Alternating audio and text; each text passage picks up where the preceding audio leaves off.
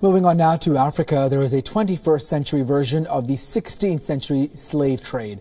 This time, illegal migrants from Africa who are trying to seek a new life in Europe unfortunately end up in detention centers in Libya, where they're sold in auctions if they are unable to pay their way out.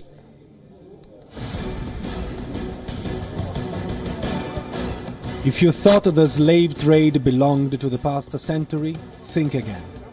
These people at Abidjan airport in the Ivory Coast have just returned from Libya, and they have horror stories to relate. They sell Africans over there, they sell men over there. Even 15-year-old Libyans, they are in the car, armed. They come and kidnap you, sell you for 200 dinars or 100 dinars, then others resell you. That's the truth. In Libya, according to a CNN investigation, every day illegal migrants from sub-Saharan Africa held in detention centers are sold as slaves. They are priced according to their physical attributes, which will define the work they can do. They are then sold at auctions with prospective buyers bidding for them. It was a prison. They take you, they tell you to pay money. If you don't pay, you stay inside the prison. When you pay, they free you and another one grabs you. They send you somewhere else with another person who is going to take you back to the prison until you have no money left. We came back with nothing. The little money we had is what we needed to find something better in Europe to help the family. Unfortunately, God decided otherwise. Migrants are generally those who have risked their lives to reach Libya, the traditional gateway to Europe. In many African countries, it is an old and familiar story. So, the CNN report does not shock or surprise. You know, the CNN video. It's an open secret, which means many people knew about what was going on in Libya. We have talked about this repeatedly during our campaigns to sensitize people in the Ivory Coast by talking about the abuse of migrants and the abuse of women in particular. It is high time we understood that irregular migration is not only about the tragedy of deaths, it is about other tragedies. The United Nations has strongly condemned this modern slave trade. I am horrified at news reports and video footage showing African migrants in Libya reportedly being sold as slaves. I abhor these appalling acts and call upon all competent authorities to investigate these activities without delay and to bring the perpetrators to justice. And I've asked the relevant United Nations actors to actively pursue this matter.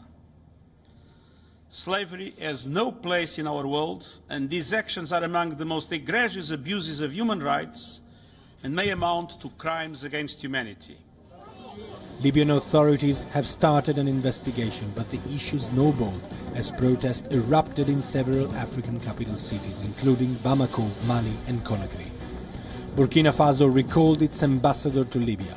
The revelations about the Libyan slave trade comes at a time when the European Union is under increasing criticism for its migration policies. The European Union has pledged millions of euros to African countries in an effort to stop the flood of migrants to Europe. The increasing interventions of the EU and its member states have done nothing so far to reduce the levels of abuses suffered by migrants. Our monitoring, in fact, shows a fast deterioration in their situation in Libya. Italy is spearheading the European Union migration policy, providing funds, equipment and training to the Libyan Coast Guard to intercept the rickety boats overloaded with migrants desperate to reach European shores. Since 2014, nearly 600,000 migrants have crossed the Mediterranean and reached Italy. 33,000 have died in the process. This has resulted in a drop in those seeking to cross the Mediterranean Sea, from 28,000 in June to 10,000 in August. But many, if not most of the missing migrants are currently stranded in Libyan detention centers. Libyans say they number around 19,000. The danger is that these centers are run by irregular militias, often linked to criminal organizations. Human rights groups have compared them to concentration camps. Migrants struck in Libya have so far been able to resettle only 25.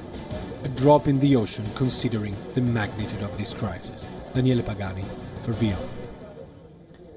All right, to get perspective on this, we're now joined by journalist Nancy Portia from Italy with the very latest. Nancy, you've been closely studying the development. How is the situation there? In fact, how grave is it according to you? The situation is very bad and serious because we are witnessing to a total lack of human rights and protections towards the migrants passing through the North African country, as well as to Libyans. The country, as we know, is completely is a kind of state-failing nation. There is no army so far, there is no state, there is not strong government, and the government that is internationally recognized and that is based in Tripoli is actually backed and supported military-wise by militias. So it's all the security apparatus itself is infiltrated by criminal groups and what we would consider simple militias, regardless the fact that they report or they are enlisted among the armed forces belonging to the several ministries, such as Interior Ministry or the Defense Ministry. All right, let's also take a look and get some more perspective in terms that this is certainly a very familiar story in many of the African countries. What surprises you the most about these cases, and in what manner should Europe intervene? Europe right now should just give Libyans the time to build up their country and taking all the consequences, because again, even Europeans were, as well as NATO, were the first one on the first line at the time of the revolution or the fight against the old regime, and